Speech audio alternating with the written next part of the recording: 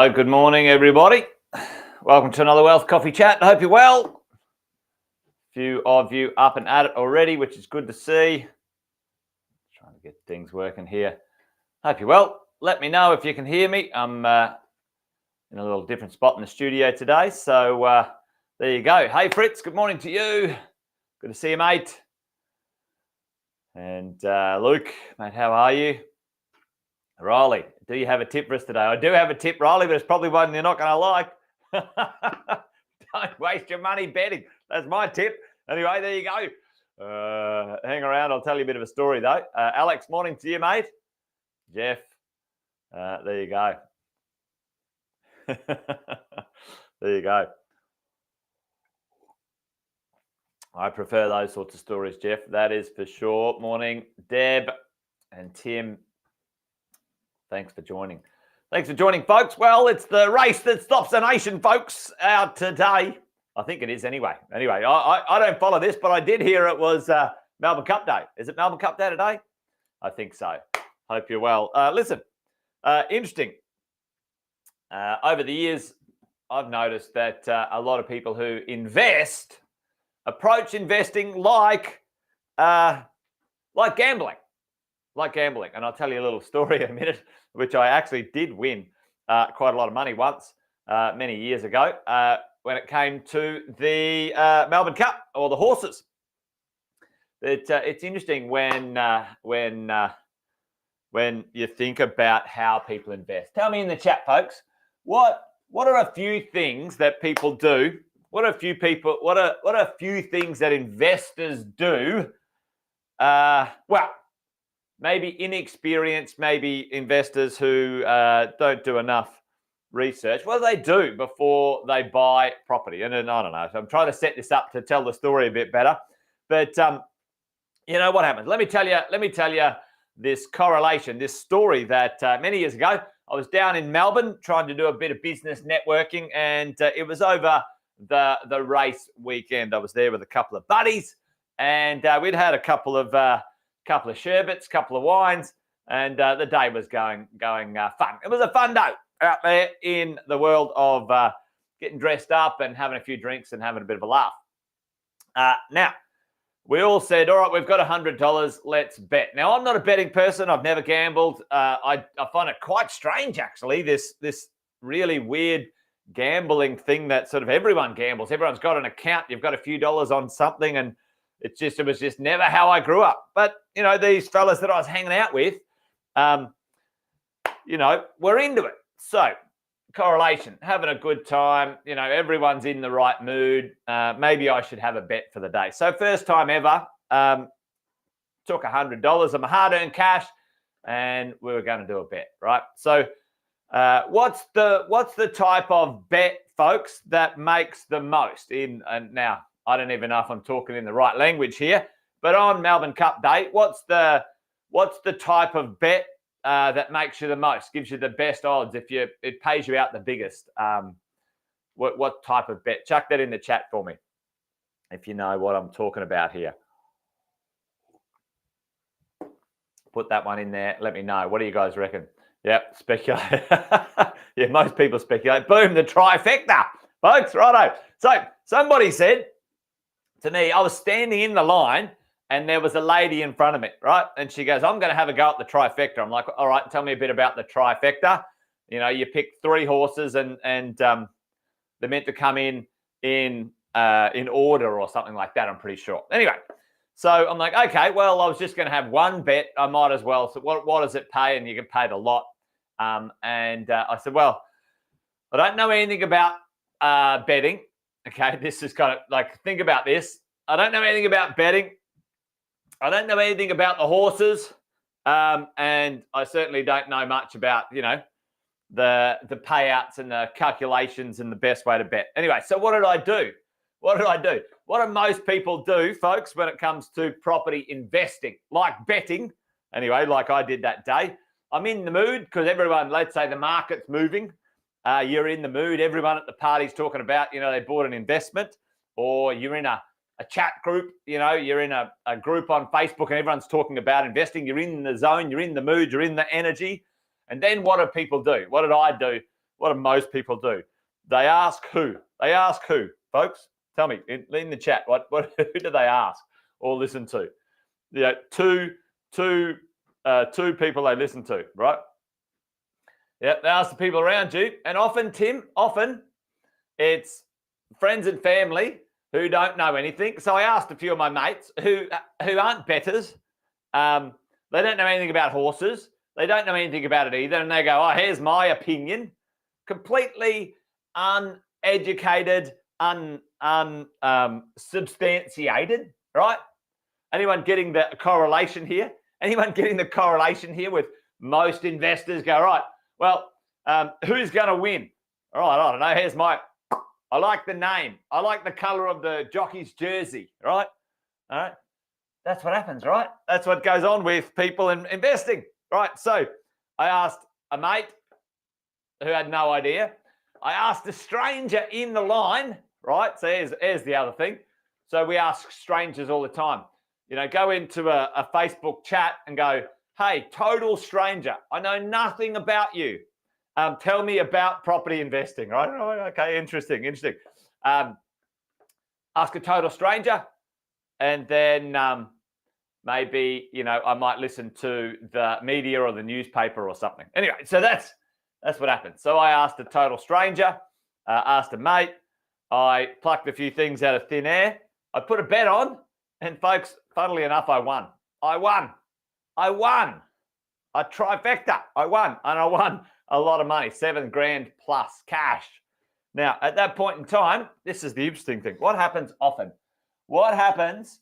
Who's ever had this? And this, I've seen this popping up of late. Property investor bought a property 2 years ago. It's gone up 150 grand. Now what happens? Now tell me, folks. Now what are they in this little circle that they roll in? What's the general gist of it? And this is not knocking anyone. I'm just sort of saying what we do often when it comes to the world of investing and stuff like this. So I was there and I won a trifecta. So now I succeeded accidentally without any education or information. Now I said, well, I won once. Am I now an expert? Could I be? Yeah, Tim, exactly. They're the latest guru. Could I be an expert now on how you win a trifecta? I tell the story of how I won once, and I stick with that, right? So for many unresearched, uneducated investors, this is how often we end up in a place. We go, right, who's a winner? Let's kind of find one. How do we do this with property? You know, what's a property investment? What are the odds? What are the odds, folks? Like, you know, what are the odds of winning when it comes to a horse race? You know, for $4.60. Now, you know, that's 4 times less likely. So, you know, the ones that have got the lowest odds, I understand, are the ones that are the most likely to win, and the ones that have got the highest payouts, $26, are less likely to win. So here's the kind of drill, right? How does this correlate? How does this correlate to you know, property? The most likely properties to win. The most likely properties. What's the best odds when it comes to a good bit of real estate, folks?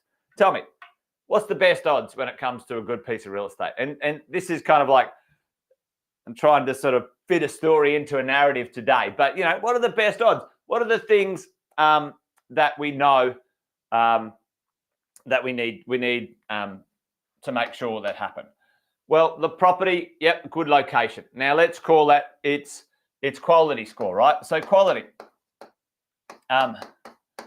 you know, the location, the design, the livability, right? Okay, these are the things, the quality scores, right? In a good location, we need to be close to schools, transport, infrastructure, you know, lifestyle, like quality, long term, the most likely to win, and almost guaranteed to win. Like, let's face it, if you go and find a good quality property anywhere within any Australian major city and go back 20 years and purchase it, and then fast forward to today, I think you'd be hard pressed to find a quality property in a great location with good design and livability that didn't double or triple in value, right? It's almost a fait accompli. The odds are better, right? And how do we know about that quality? Number two, you need to make sure it has the right cash flow profile for you, as we go along. And then, the idea that it's easy to own, right? It's easy to own, right? Easy to own. What does that mean? What does easy to own mean? Right? Easy to own, low maintenance, high desirability for tenants, and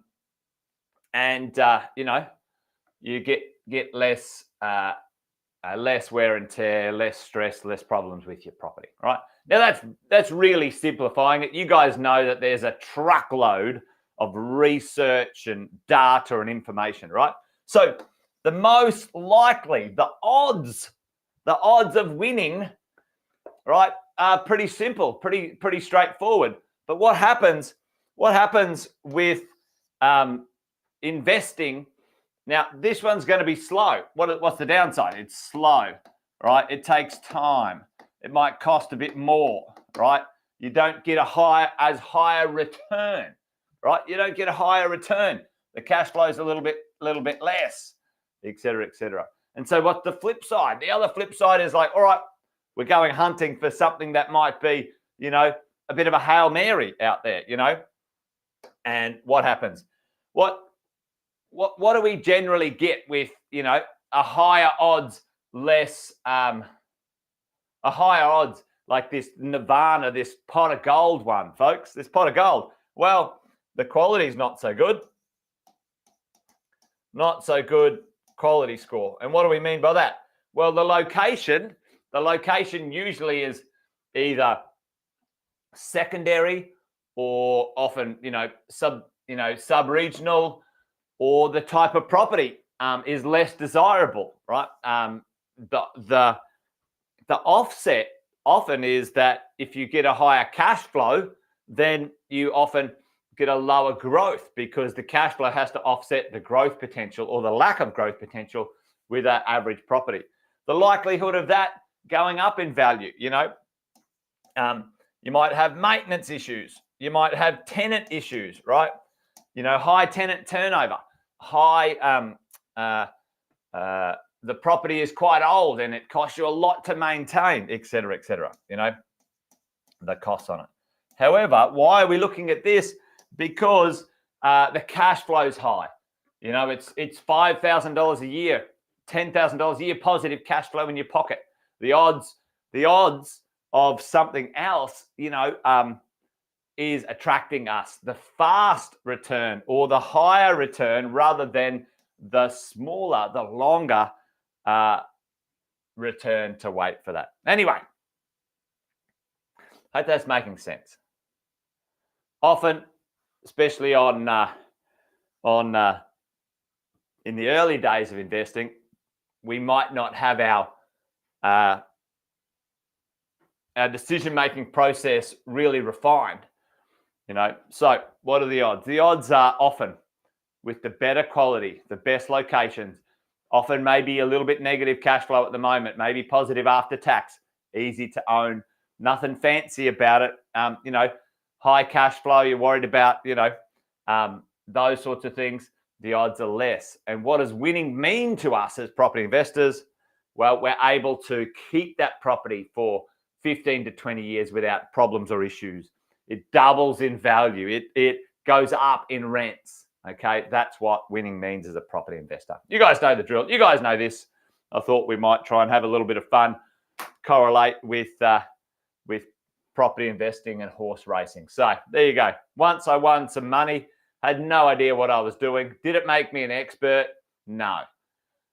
Once maybe we might have bought a property and nearly every property went up in value in 2021 and 2. Did it make every property owner an expert? No, it didn't.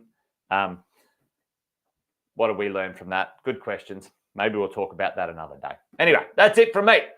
Wealth Coffee Chat done and dusted for today. Tomorrow, I'm launching a new segment with Wealth Coffee Chats, and that's going to be Wealth Coffee Chats with the 6-star team members.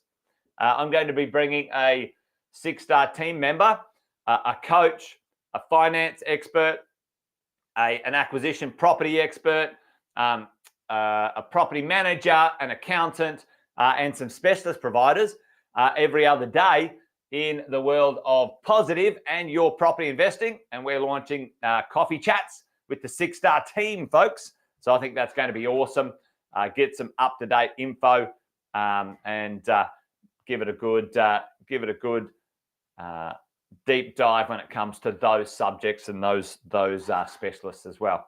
Anyway, here's to the RBA holding their nerve and not putting up the interest rates today. But even if they do, folks, we're at the end of the interest rate cycle, and property prices have gone up already, folks, and they're still going up. If you're sitting on the fence, you shouldn't be, because you're only going to get a splinter.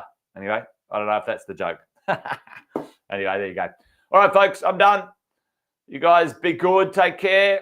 See you tomorrow. We've got our first 6-star team member tomorrow, property management. What's a good property manager and what do we need to understand about good property management activities? Join me tomorrow. Till then, folks, you guys take care. Great to see you. Bye for now.